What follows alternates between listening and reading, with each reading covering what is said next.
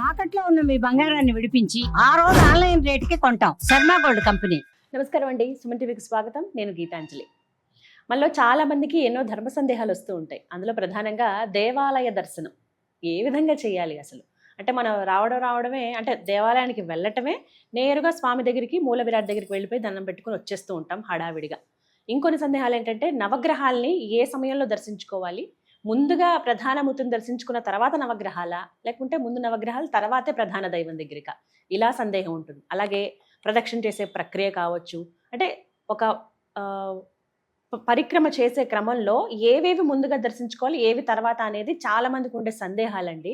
ఇది నిజమా కాదా అని అడుగుతూ ఉంటారు. ఎందుకంటే ఈ మధ్య చాలా మందికి ఆసక్తి పెరిగింది. మన ధర్మం గురించి, మన శాస్త్రం గురించి అసలు ఏమని చెప్పబడిందో దాని ప్రకారంగానే మనం చేద్దామన్న ఆలోచన చాలా మందిలో పుట్టుకొస్తుంది. అది సంతోషమే. అయితే మరి తెలుసుకునే విధానం కూడా మనకి ఉండాలి కదా. అందులో ముఖ్యంగా నందిభట్ల శ్రీహరి శర్మ గురువు గారండి, వీరి గురించి ప్రత్యేకంగా చెప్పాలి. ఏదైనా ఇలా సందేహం అడిగినప్పుడు వెంటనే వారు రీసెర్చ్ చేసి అసలు ఏం చెప్పబడింది శాస్త్రంలో అని కనుక్కుని మరీ చెప్తారు. అందుకే వారినే అడిగాము. అడగగానే తప్పకుండా దీనిపైన ఒక క్లారిటీ ఇద్దాము అని అన్నారు. మరి ఆలస్యం చేయకుండా మాట్లాడదాము. సంకల్ప మందిర నిర్వాహకులు, ప్రముఖ జ్యోతిష్యులు బ్రహ్మశ్రీ నందిభట్ల శ్రీహరి శర్మ గురువు గారితో మాట్లాడదాం. గురుగారు నమస్కారం అండి. వాగర్థావివ సంపృక్తౌ వాగర్థ ప్రతిపత్తయే జగతః పితరౌ వందే పార్వతీ పరమేశ్వరౌ ఆదిత్యాయ చ సోమాయ మంగళాయ బుధాయ చ గురుశుక్ర శనిభ్యశ్చ రాహవే కేతవే నమః. శృంగేరి జగద్గురు పీఠాధిపతులకి, కంచి పీఠాధిపతులకి నమస్కారములు తెలియచేసుకుంటూ కార్యక్రమాన్ని ప్రారంభిద్దాం. గురుగారు, అడిగింది మీకు అర్థమయ్యే ఉంటుంది. మిమ్మల్ని అడగడానికి కారణం కూడా అదేనండి. శాస్త్రంలో అసలు ఏం చెప్పబడింది అనేది అంటే కరెక్ట్గా మాకు ఇన్ఫర్మేషన్ అందిస్తారు మీరు. అయితే ఇందులో భాగంగా ఆలయానికి వెళ్ళినప్పుడు అసలు ఫస్ట్ ప్రాసెస్ అంటారు కదండి, ఎలా వెళ్ళాలి? ఏమైనా ప్రక్రియ అంటూ ఉందా దీనికి, చేసే విధానము ఇలాగే వెళ్ళాలని శాస్త్రంలో ఏమైనా చెప్పబడిందా? మనకు ప్రధానంగా అందరికీ కూడా ఆరాధ్య దైవములు విష్ణు సంబంధముగా, ఈశ్వర సంబంధముగా, అమ్మవారి సంబంధముగా ఉంటారు. 100కి 90% మంది. అయితే ప్రధానంగా చెప్పబడినటువంటిది విష్ణు ఆలయానికైతే పొద్దున పూట, అంటే పగటి కాలంలో, అమ్మవారి దేవాలయానికైనా లేదా ఈశ్వరుడి దేవాలయానికైనా మనం చూసుకున్నట్లయితే సాయంకాలం పూట దర్శనం చేసుకోమన్నది.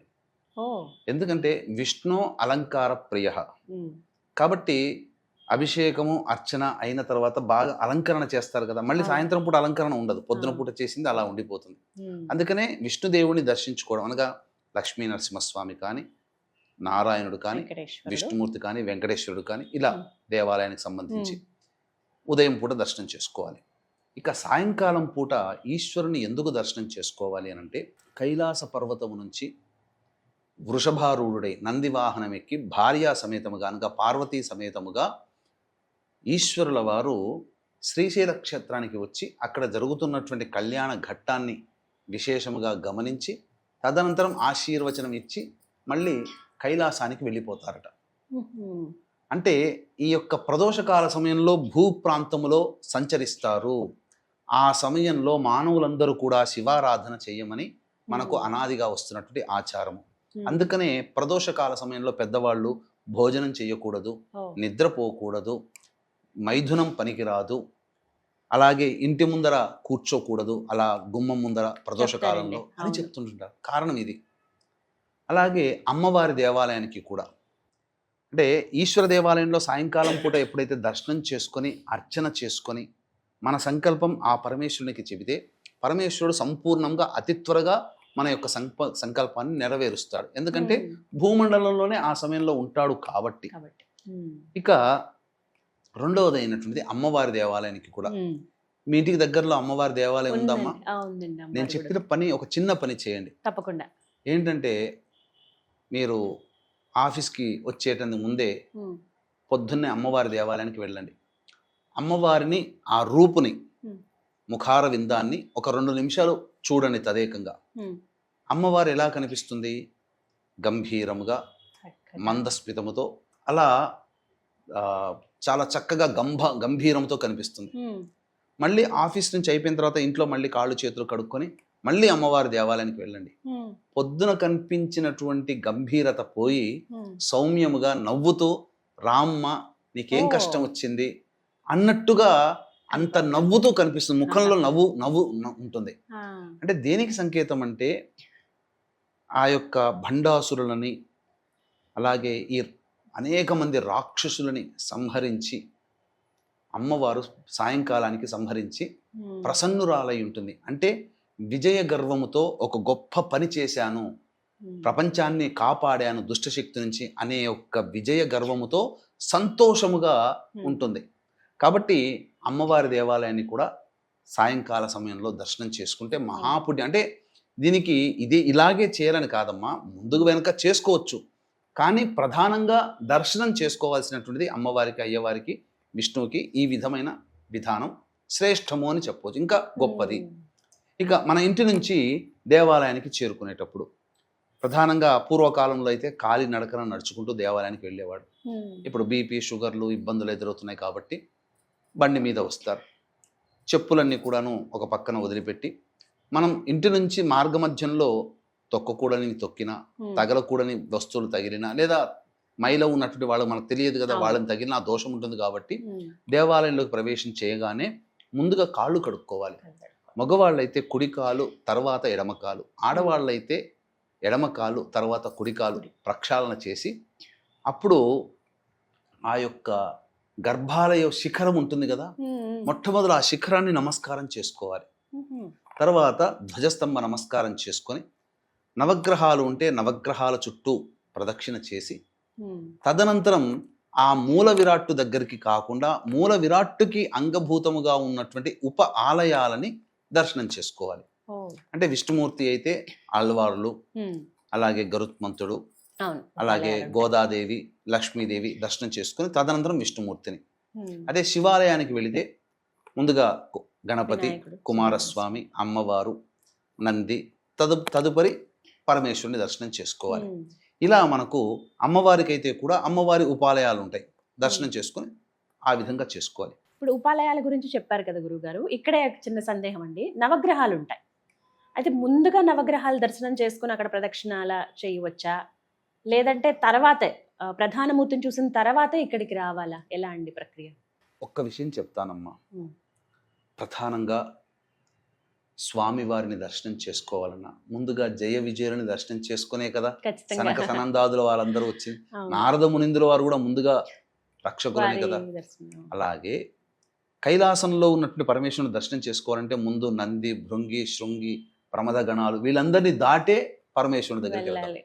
అలాగే ఆ పరమేశ్వరుడే స్థాపించినటువంటి దేవతలు నవగ్రహాలు, ముందుగా నవగ్రహాలు, ఆ పరమేశ్వరుని చుట్టుపక్కల ఉన్నటువంటి ఉపాలయాలు దర్శించి తర్వాత స్వామిని దర్శించుకోవాలి.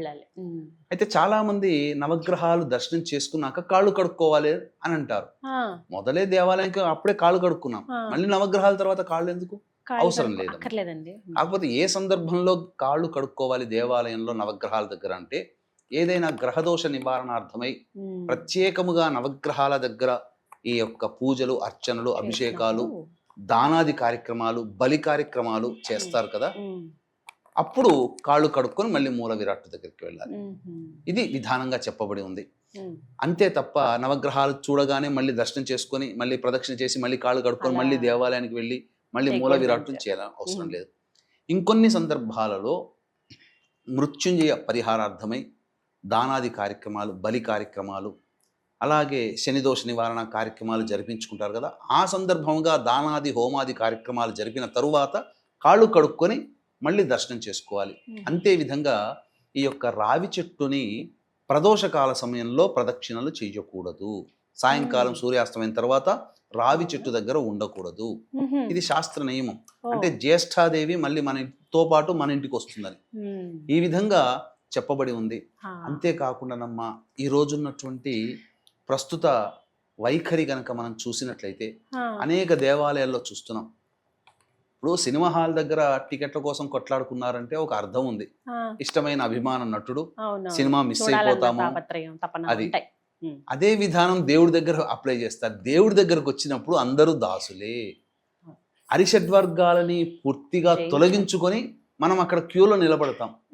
చెయ్యి తగిలిందనో లేకపోతే చొక్కా తగిలిందనో ఇలా పలు కారణాలతో ఆగ్రహావేశాలతో లోనయ్యి అక్కడ దేవుని ధ్యానం వదిలిపెట్టి ఈ విధంగా కొట్లాడుతూ కూర్చొని వాగ్వివాదాలు చేసుకుంటూ తొక్కిసలాటలు జరుగుతూ ఇవన్నీ ఇది సందర్భోచితం కాదమ్మా.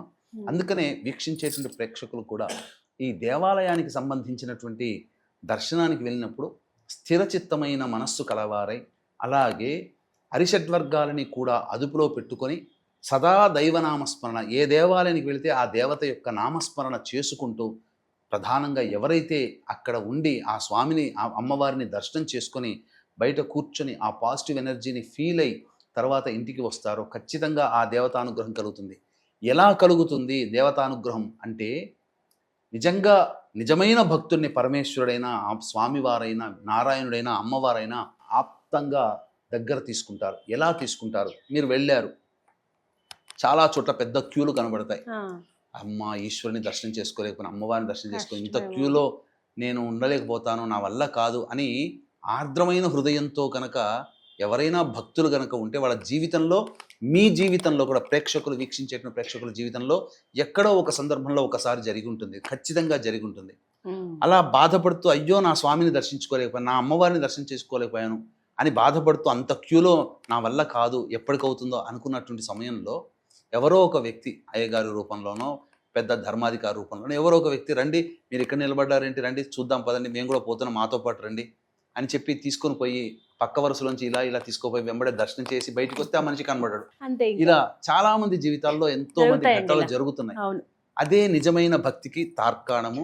ఆ భగవంతుడు మనల్ని అనుగ్రహించాడు అనడానికి తార్కాణం. అంటే క్యూలో నిలబడ్డ వాళ్ళకందరికీ భక్తి లేదా, లేకపోతే వాళ్ళకి భగవంతుడు అనుగ్రహించడా అనంటే, అక్కడ ఉన్న అరిషడ్వర్గాలని జయించలేక మనసు ఒక చోట, శరీరం ఒక చోట పెట్టుకున్న వాళ్ళకి దైవం ఎలా కరుణిస్తుంది? అందుకే ఇంతమంది దేవాలయం వెళ్ళిన, ఈ దేవాలయానికి వెళ్తే మీకు ఈ సమస్య తీరుతుంది అని చెప్తాం, కానీ ఆ సమస్య గురించి అక్కడ మనం విన్నవించుకుంటున్నామా? మళ్ళీ మన దైనందిన జీవితంలో ఫోన్లు మాట్లాడుకుంటుంటాం, ఫైటింగ్స్ చేస్తూ ఉంటుంటాం, భార్య పిల్లల్ని తిడుతూ కూర్చుంటుంటాం. ఇలా ఎక్కడికి పోయినా మన సహజమైన స్వభావం ఇంట్లో ఉన్నట్టుగా దేవాలయంలో ఉంటే ఎలా?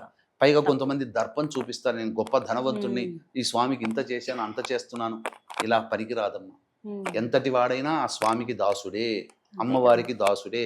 ఆ భావంతో ఉండి నాకన్నా అందరూ గొప్పవాళ్ళు కారు అనే అహంభావము వీడి, అందరితో నేను ఆ దేవుడే, ఆ పాదాలే, ఆ స్వామి అమ్మవారి పాదాలే శరణాగతి అని చెప్పి ఎవరైతే ఉంటారో వాళ్ళకి తప్పకుండా దైవానుగ్రహం కలుగుతుంది అని చెప్పవచ్చు. చాలా చక్కగా చెప్పండి. ఇది అందరూ అలవాటు చేసుకోవాలి. దేవాలయానికి వెళ్ళేటప్పుడు చేసే విధానం, దర్శించుకునే విధానం, అక్కడ ఉండవలసిన తీరు చాలా చక్కగా చెప్పారండి. ధన్యవాదాలు గురుగారు. సర్వం శ్రీ ఉమామహేశ్వర పరబ్రహ్మార్పణమస్తు.